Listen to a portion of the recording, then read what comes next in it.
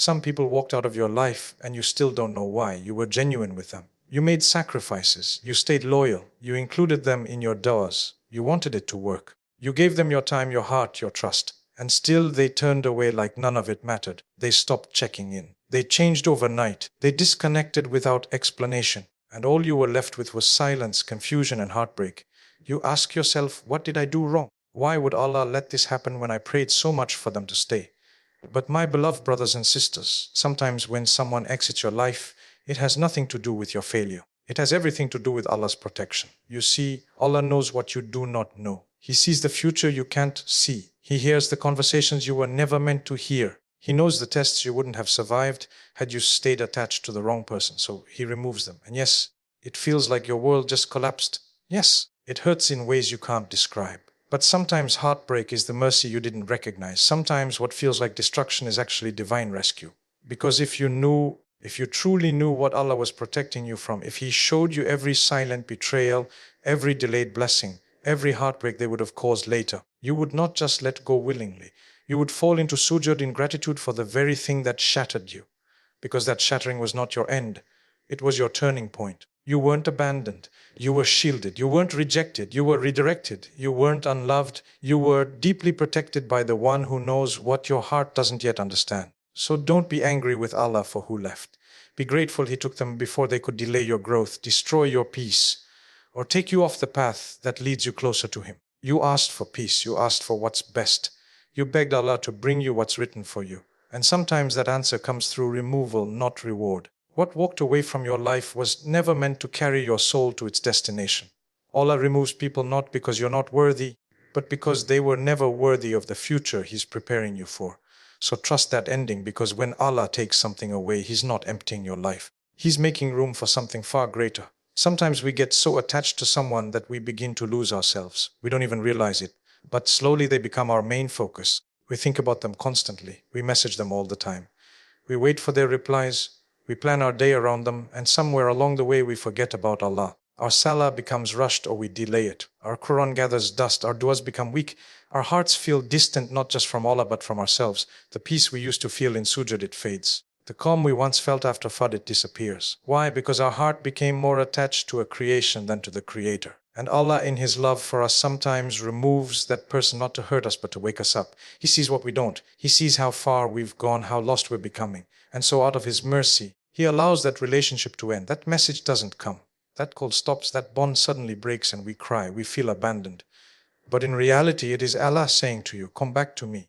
I'm still here. I've always been here. He is the most loving, and He knows that sometimes the only way your heart will return to Him is if it breaks away from the one who was pulling you away. So yes, it hurts, but maybe that pain is not punishment. Maybe it's protection. Maybe that disconnection is your doorway back to Allah. Maybe that heartbreak is how your heart begins to heal.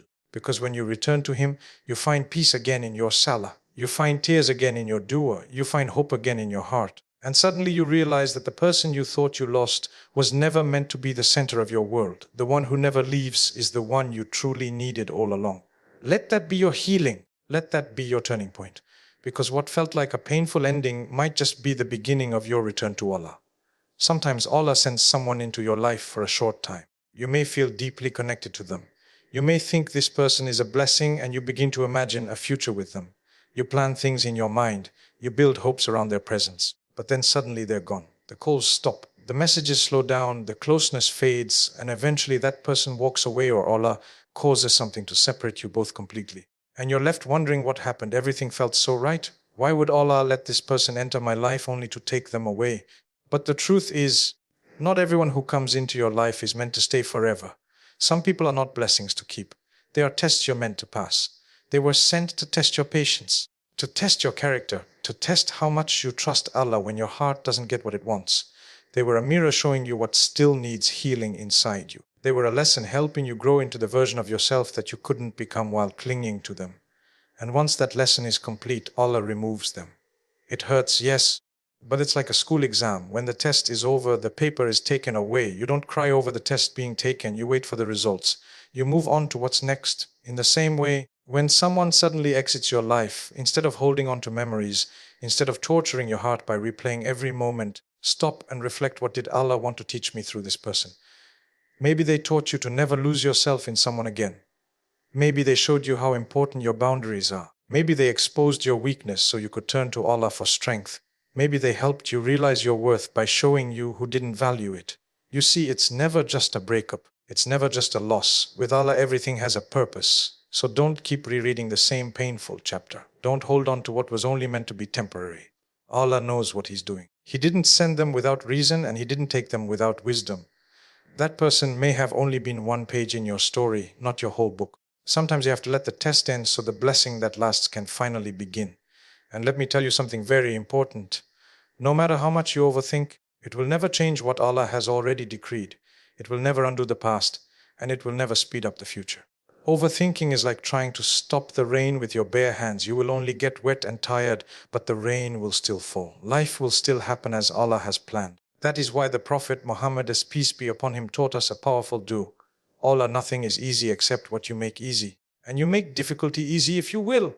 What a beautiful prayer! When you feel your thoughts racing, when you feel your chest tightening because of worry, stop for a moment. Take a deep breath and say this dua. Remind yourself that ease only comes from Allah, and if He wants, even the biggest mountain in your life will turn into dust. My brothers and sisters, overthinking robs you of gratitude. You become so focused on what you fear or what you lack that you forget what you have. You forget the food on your table, the roof over your head, the health in your body, the family that loves you. And you know what Allah says? If you are grateful, I will surely give you more. Zakaria 14:7. But when you overthink, you're not grateful, you're stressed. And when you're stressed, you close the doors of barakah in your life. That's why Shaitan loves overthinking. He wants you to doubt yourself, doubt your worth, doubt your future, and ultimately doubt Allah's plan. So what's the solution? Trust Him, hand it over to Him, do what is within your control, and then say, Tawakkul to Allah, Allah, I have placed my trust in Allah. When you do this sincerely, something amazing happens, your heart becomes light. You start to breathe again. You start to smile again. Because you know deep inside that whatever happens, it will be good for you even if you don't see it now. Remember, the Prophet, as peace be upon him, said, know that if the entire nation were to gather to benefit you with something, they would not benefit you except with what Allah has written for you. And if they were to gather to harm you, they would not harm you except with what Allah has written against you. Tamidi, my beloved brothers and sisters, listen carefully. Overthinking is not just a habit, it can become a disease of the heart. It steals your time, it steals your energy, and it steals your faith. Why? Because when you keep replaying the past and fearing the future, you are ignoring the present moment, the very moment Allah gave you to worship Him, to thank Him, and to do good. The Prophet Muhammad, peace be upon him, taught us something powerful. If something happens to you, do not say, if only I had done this, then that would have happened. Allah has decreed, and what He willed has happened. For indeed the phrase, if only, opens the door for shaitan. So Sahih Muslim, did you hear that? Saying, if only opens the door for shaitan. That means when you say, if only I had studied harder, if only I hadn't married that person, if only I had taken that job, you are falling into a trap. Shaitan wants you to live in regret because regret makes you weak. Regret makes you blind to the opportunities Allah is giving you today. Do you know what the Quran says? Allah says, and whoever relies upon Allah, then He is sufficient for him. Quran 6:5-3, when you truly put your trust in Allah, you will find peace. Because you know that even your mistakes, even your failures were part of His plan to bring you closer to Him. So, how do you fight overthinking? Here are 3 steps. First, accept the past. Whatever happened was written by Allah before you were even born. You can cry, you can learn from it, but you cannot change it. Second, stop worrying about the future. Why? Because the future does not belong to you, it belongs to Allah. You can plan, you can make dua, but you cannot control the unseen. Third, live in the present. Today is all you have. This salah you are about to pray, this smile you can give, this dua you can make, this is your chance to earn Jannah. Don't waste it. And let me share a beautiful hadith. The Prophet, peace be upon him, said if you were to rely upon Allah with the reliance He deserves, He would provide for you as He provides for the birds. They leave in the morning with empty stomachs and return in the evening full. So Tamidi, the bird does not sit in the nest worrying about the worm. It goes out, does its effort, and trusts Allah. So why can't we do the same? Remember, overthinking will not add a single minute to your life. It will only make your life miserable. So hand your worries to the one who controls everything. Say, way Allah, I cannot handle this on my own. I put my trust in you. And then move forward with courage and peace. My brothers and sisters, let me tell you something very important. Sometimes the reason you cannot stop overthinking is because as you are carrying too many things that are not even yours to carry, you are holding on to the past, to people's opinions, to problems that belong to others. And then you wonder why your heart feels so heavy. Do you know what Allah says? Allah does not burden a soul beyond what it can bear. Al-Quran 286. That means if something is crushing you, maybe you are carrying a burden that Allah never asked you to carry. He didn't ask you to control everything. He didn't ask you to fix everyone. He only asked you to worship Him, trust Him, and do your best. My beloved brothers and sisters, let me remind you of something that will change your life. The opposite of overthinking is tawakkul, placing your trust in Allah. When you say, I trust Allah, it doesn't mean you sit back and do nothing. No, it means you do your best, you work hard, you make dua, and then you leave the results to Allah. Allah says in the Quran, and when you have decided, then rely upon Allah. Indeed, Allah loves those who rely upon Him. Quran 259, you imagine that Allah loves the ones who trust Him. Do you know what that means? When you stop worrying, when you stop playing every scenario in your mind, when you say, Wa Allah, I leave it to you, you are doing something Allah loves. Do you want peace? Then learn this. Worrying does not change the future, it only destroys the present. But tawakkul brings you peace today and hope for tomorrow. The Prophet, peace be upon him, gave us another beautiful dua. He said, O Allah, there is no ease except what you make easy, and you can make what is difficult easy if you wish.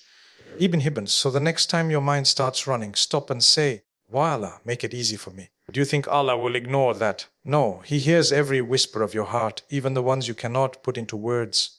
And here's the truth. Every test you are going through is temporary. The pain is temporary. The confusion is temporary. But what you learn from it, that stays forever. What you gain in faith, that stays forever. So stop overthinking and start trusting. Stop saying, what if? And stop saying, Alhamdulillah. Stop saying, I can't. And start saying, Allah can.